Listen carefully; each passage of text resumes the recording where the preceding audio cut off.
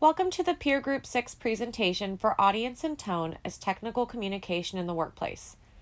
Looking at technical communication, Peer Group 6 finds that tone was one of the more influential aspects of written business interactions.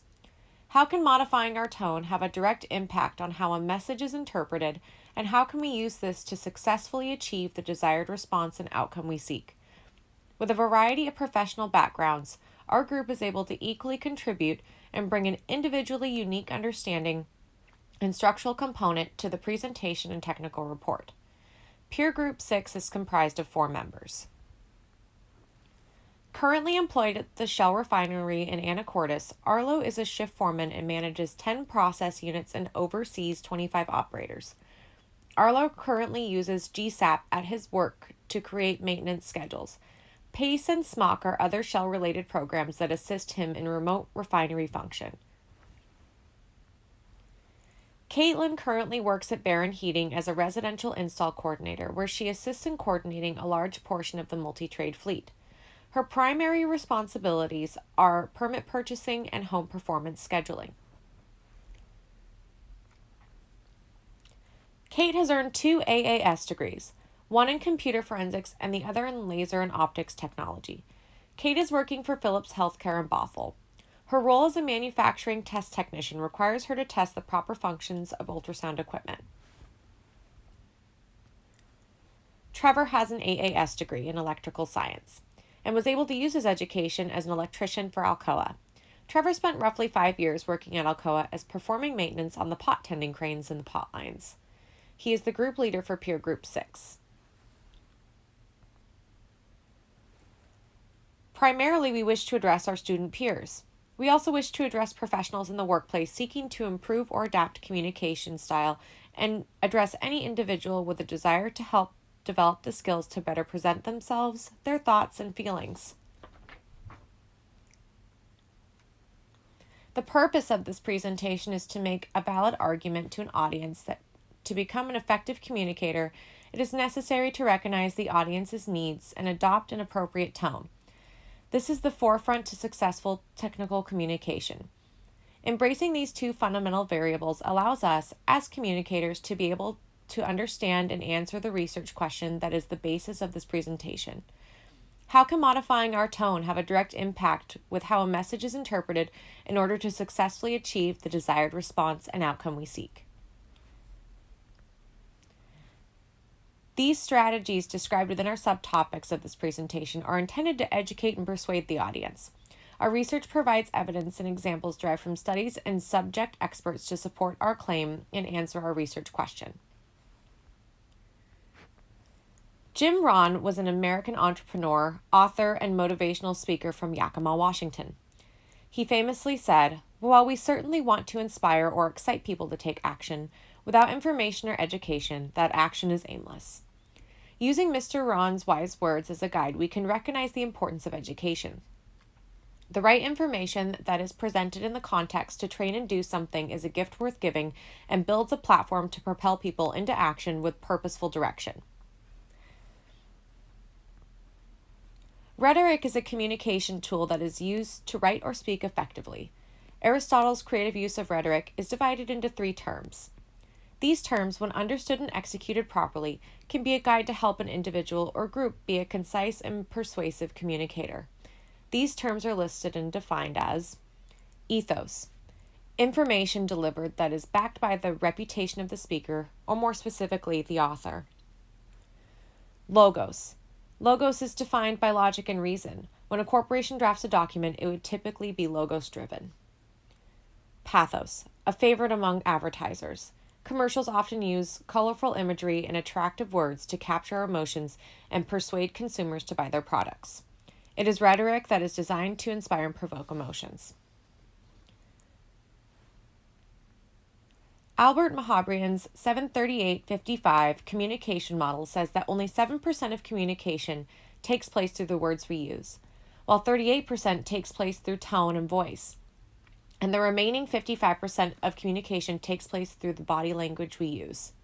It can be argued that body language and tone have a symbiotic relationship.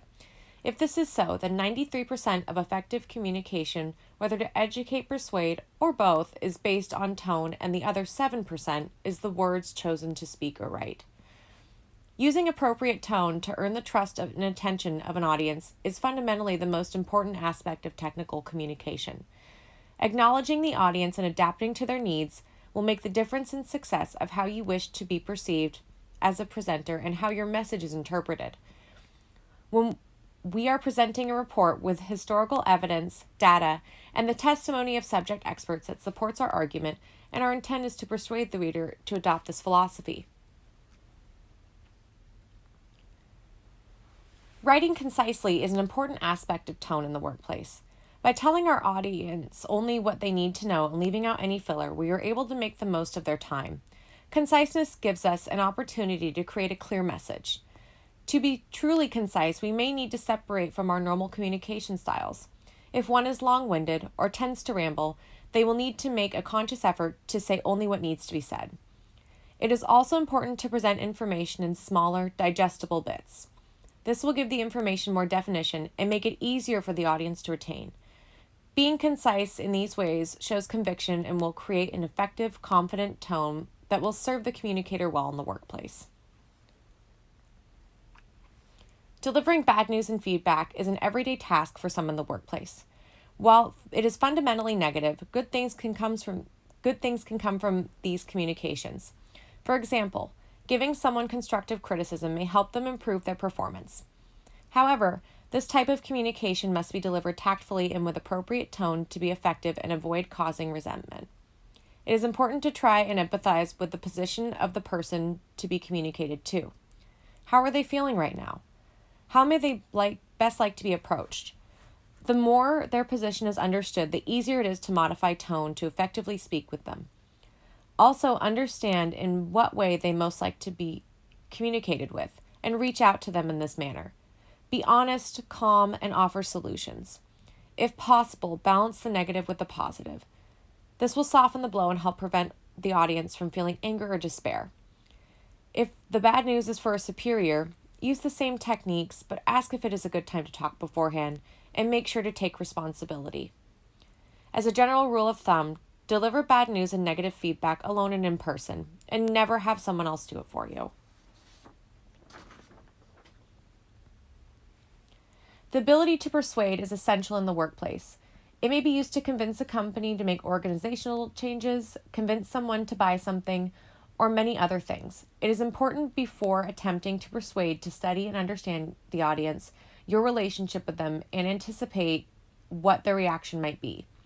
This can be achieved by filling out an audience and purpose sheet, which requires one to list the audience's attitude towards the subject, personality, expectations, and it defines what questions, reactions, objections, and counterarguments the audience may have. This information prepares the persuader to anticipate likely opposition and know how to respond accordingly. Always assume the audience will resist. Make sure to recognize any constraints you must work within when preparing your argument. These determine what can or can't be said in the argument and what can or can't be done. Constraints can be organizational, legal, ethical, social, psychological, cultural, or even time-related. Also seek to identify common values and goals with the audience. Appeal to these in your presentation. Not only will this help to persuade people more effectively, people persuaded in this manner are more likely to accept the argument willingly rather than begrudgingly. When persuading, be confident, polite, and smile. Have conviction but be flexible, willing to compromise, and know when to back off. Understand that persuasion can be attempted at a later time. Here is an example of an audience and purpose sheet.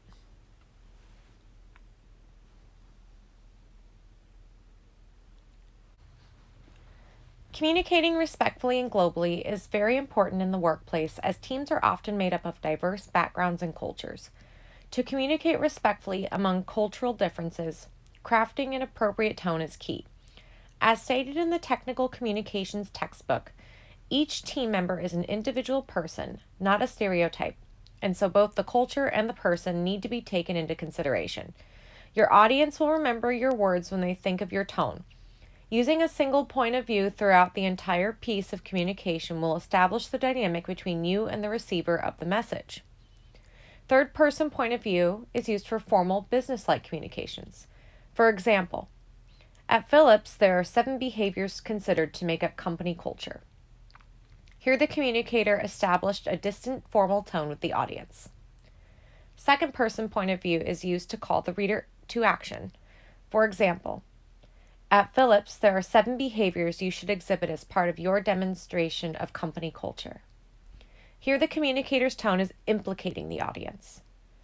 First-person point of view is used to connect with and relate to. For example, I recommend following the Philips behaviors as part of our company culture. Here, the communicator is taking ownership. Observe social cues like body language, facial expressions, eye contact, and personal boundaries. You can adjust your volume and enthusiasm to match your environment. These cues will allow you to respond with attention to everyone's preference. Probing the audience to understand their preferred communication style is best practice. When little is known about the audience, it is safe to communicate in a semi-formal tone. Exercising awareness of global and cultural communication practices, creating persuasive content, writing with purpose, and having the ability to gracefully relay negative feedback are all important qualities when advancing communication skills. The goal of tone is to receive an outcome that satisfies the need of the writer while informing the reader. Modifying tone can have a direct impact on increasing clarity among communicators. A thoughtful tone can gain the reader's attention and achieve optimal outcomes regardless of the context.